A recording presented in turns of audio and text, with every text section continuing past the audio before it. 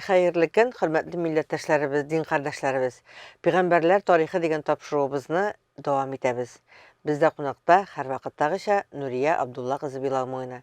Nuriye hanımı siz tanıysınız. O indi bizge bir neçe topşuruğetten Peygamberlerimiz tarihini söyley. Hayırlı gün Nuriye hanım. Hayırlı günler, assalamu alaikum. Mine Allah'a şükür, Allah nasip etkeç tağını şıraştık. Bizden indi uzgan topşuruğdan süyeni bitmegen İbrahim Peygamberinin tarihinin doğumunu bugün iştirimiz. Şulay bit. Şulay. Hem tağın ansın siz süyev şu doğumunda yetkirisiz de bölüm. Eyye. Eydegiz başlık İbrahim Peygamberinin tarihini devam edik. Şundan da İbrahim Aleyhisselam'ın tarihi zor. Biz indi iki tapşırıda anın turunda silep gittik, ama belkim tağın iki tapşırıda jitmez idi. Bugün biz anın en ehemmiyetli, tarihinin en ehemmiyetli mizgilerini aytып uzabız. Mine min bizning uzgan tapşırlarını qaradım da, Haj yılalarına kirgen qurban şalu yılası turunda silegende min aytmaganmin. Mine öz balaсын tauga qurban şalırga alıp mingen şağında İbrahim Aleyhisselamga bir ak sakallı, şunday matur gına bir qart düşürey. Nişek öz balаңны şalırga mümkün, ol nindi qurban şalu dip ulanı ügütli başlay. İbrahim Aleyhisselam anın matur tüsüne qaramışa anlay bu indi şeytan. Şeytan anı qıtırtmaqşı bola. Әбит İbrahim Aleyhisselamga İsmail ulu, 86 yaşında туган İsmail ulu, ул тиктен тик кенә түгел, Аллаһ Тәгаләнең бүләге була. İbrahim Aleyhisselam аны bir ул бирсәң, Раббым, мин нәрсәгә дә риза булыр идем дигән Әйткән сүзе була. әйткән сүзе белән сорап ала. Менә ул әйткән сүзгә бит җавап бирергә кирәк. Әйе. Bir zaman менә шул Аллаһ Тәгаләдән килгән сынау була аңарга. Сүзне ул белеп әйткәнме? Булай гына әйткәнме? Бик кирәк булганга без бит кирәк чагында ләйләр сорыйбыз. Әйе. Менә шул чагында инде аны котыртырга шайтан килә. Һәм İbrahim Aleyhisselamның ихтиярын җиңә алмаганга күрә, баларак дип ул Исмагыйльгә мөрәҗәгать итә шайтан. Исмагыйль әйткәнемчә ул әтисенең бик тугры, тыңлаучан, бик сабыр бала була, һәм әтисе нәрсәгә ышана, ул да шуңа ышана. Һәм ул Аллаһка җаны тәне белән бирелгән була, һәм шуңа күрә ул да шайтан вәсвәсәсеннән таш атып котыла, һәм ташны атып кына калмый, ул хәтта шайтанның күзенә тия. Шул чагында инде шайтан Хаҗар янына китә, Исмагыйльнең әнисе янына. Һәм аның әнисен дә котыртып карый. Менә шулай итеп 3 мәртәбә котыртып караганнан соң да үз максатына ирешә алмагач, шайтан инде алардан баш тарта. Шуңа күрә хаҗ йылаларында шайтанга 3 мәртәбә таш ату бар. 7 таш алып, кешеләр 3 мәртәбә кабатлыйлар бу йыланы. Һәм шулай итеп үзләрендәге шайтаннардан арынырга тырышалар инде һәр хәлдә. Һәм аларны котырта торган дөньядагы нәфис үрелә торган әйберләрдән котылырга тырышалар. Менә шулай итеп İbrahim Aleyhisselamның тарихы бүгенге көндә ул хаҗ йылалары белән бәйле. Аның тормышында булган вакыйгалар хаҗ йылалары рәвешендә менә шулай тарихка, ислам диненә кирип калганнар. Исмагыйльгә килгәндә без Bu indi İbrahim'nin oğlu. Әйе, İbrahimның беренче улы Хаҗардан, һәм Исмагыйль үзе дә пәйгамбәрлек ала. Менә без инде сезнең белән карап үттек. Адам галейһиссаламны, Нух галейһиссаламны, Идрис галейһиссаламны, шулай бит, Салих галейһиссаламны, Худ галейһиссаламны, шактый пәйгамбәрләрне, борынгы заман пәйгамбәрләрен. Аларның Адам галейһиссаламның Шис дигән улына гына пәйгамбәрлек килә. Турыдан туры атадан ул ата да пәйгамбәр, ана ул да Балада пәйгамбәр. peygamber. Ул менә Адамда бар инде, ул гадәти, чөнки җирдә башка кешеләр юк бит әле, Адам балалары гына. Менә Ибраһим галейһиссалам, ул шуның белән дә игътибарга лаеклы. Аның 2 улы да пәйгамбәрлек ала. Ир туган абыйсымы, энесеме төгәл генә әйтә алмыйм. Менә ир туганы Харанның улы Лут та пәйгамбәрлек ала. Һәм оныгы Якубтан гомумән пәйгамбәрләр башлана. Дөньяга İbrahim Aleyhisselamнан соң килгән пәйгамбәрләрнең барысы да Şul nesilden. İbrahim Aleyhisselam тукымыннан. Subhanallah. Менә шуңа күрә ул аксакал пәйгамбәр. Анан соң Хәниф дип әйттем узган тапшыруда, аның исеме Хәниф. Хәниф дигән сүзнең мин мәгънәсен тагын бер кат карадым. Русча әйткәндә ул богобоязненный була, благообразный. Менә татарча әйткәндә итәгатьле, бик тә тәкъвә, изге, җаны тәне белән Аллаһ Тәгаләгә бирелгән, иманлы кеше. Әмма әле әйтүемчә, ул әле бер диндә дә түгел. Яһүдләр динендә дә түгел, насаралар динендә дә түгел, ислам дине гомумән юк әле.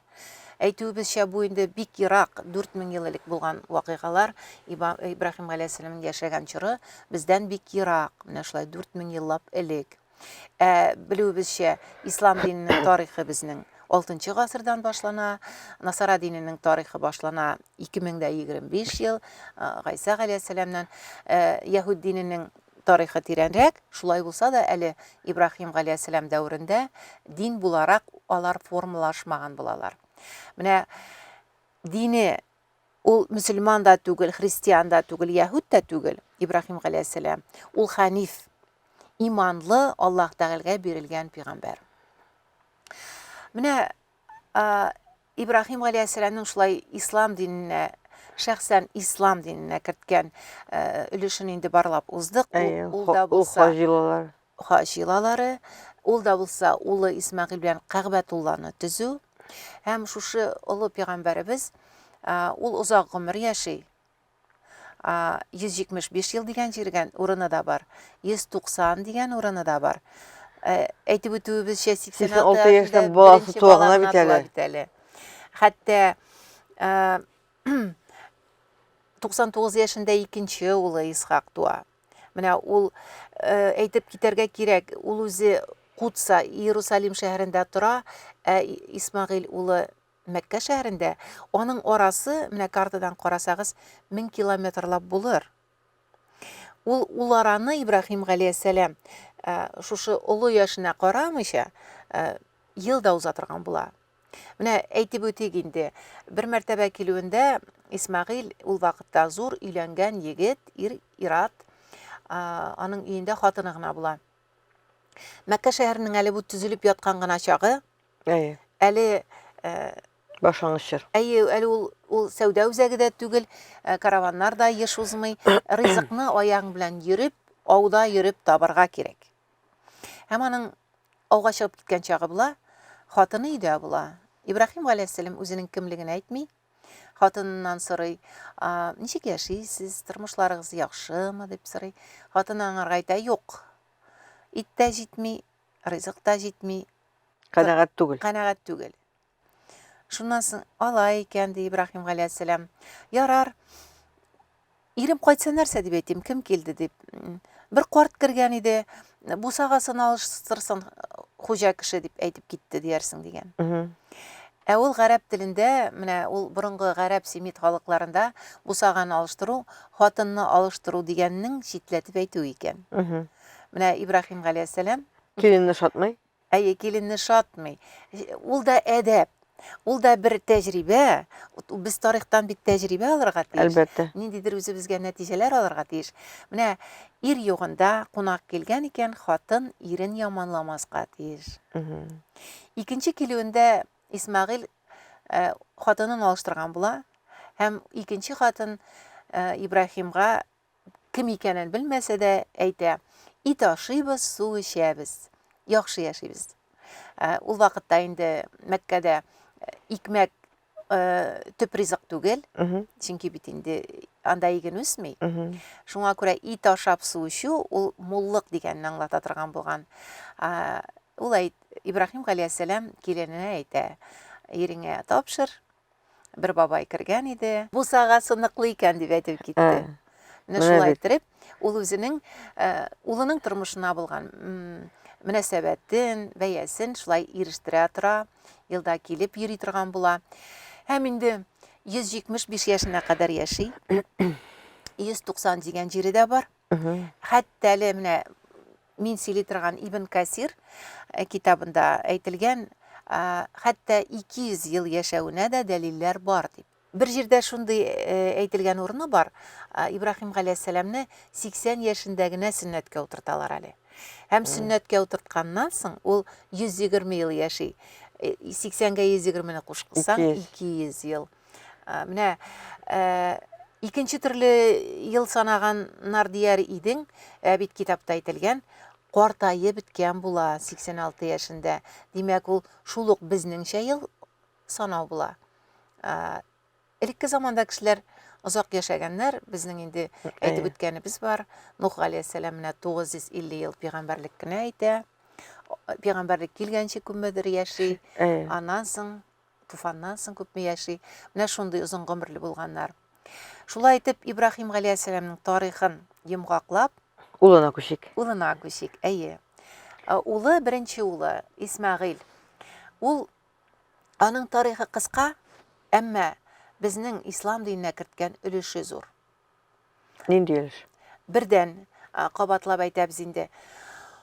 Корбан итәргә, үзен корбан итәргә, Аллаһ сораганга үзен корбан итәргә, җанын фида кылырга әзер булган пәйгамбәр. Аңа юкка гына пәйгамбәрлек иңми. Әтисе пәйгамбәр исән вакытта ук аңа пәйгамбәрлек иңә. Һәм бу бер.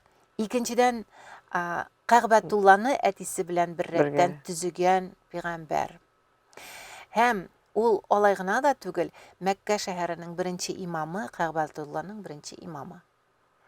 Үзе әтисе кебек тәкъва, әтисе кебек итәгатьле, әтисе кебек бүтән тормыш рәвеше белән башкаларга үрнәк булырлык һәм бер Аллаһка гына инануны халкына тапшырып барган, халкын үгетләгән менә шундый пәйгамбәр.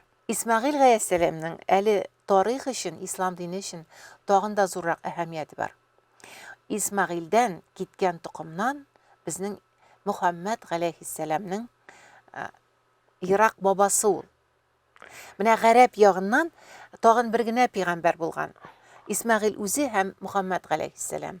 Менә Ибраһимның икенче малае Исхактан, аннан инде бүтән башка пәйгамбәрләр шул яктан киткәннәр. Менә Исмәгыйль ул Мөхәммәд галәйһиссәламның Ирак бабасы. Менә шул як белән дә ул безнең өчен бик әһәмиятле, бик кадерле пәйгамбәр. Тапшыруыбызны Исмәгыйль пәйгамбәр белән шушы урында туктатып, алдагы тапшыруыбызда без инде Лут пәйгамбәр турында сөйләрбез. Шулай бит? Шулай. Лут пәйгамбәр һәм Шуяб пәйгамбәр. Бүгенгә менә шулар, хөрмәтле тыңлаучыларыбыз. Нурия Абдулла кызы Биламуина, без чын күңелдән рәхмәт әйтәбез. Һәм барыгызга саулык, сәламәтлек теләп, киләсе очрашуларга дип сезнең белән саубуллашабыз.